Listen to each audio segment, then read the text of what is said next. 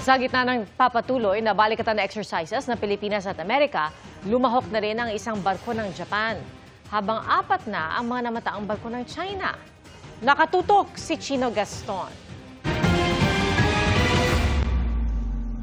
Sa pangalawang sunod na araw, namataang nagmamasid ang mga barko ng Chinese People's Liberation Army Navy sa karagatan ng North Luzon sa loob ng EEZ ng Pilipinas.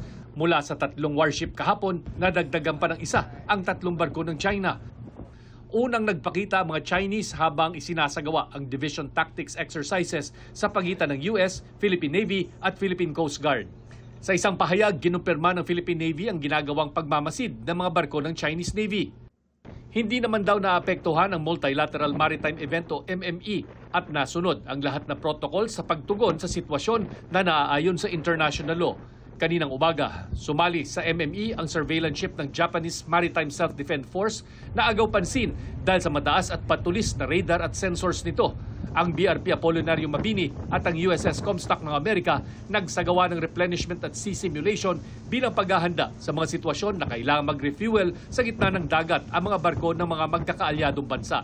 Sa gitna ng pagsasanay, lumilipad sa himpapawid ang mga surveillance aircraft ng Japan at Amerika. Para sa GMA Integrated News, Chino Gaston, nakatutok, 24 oras.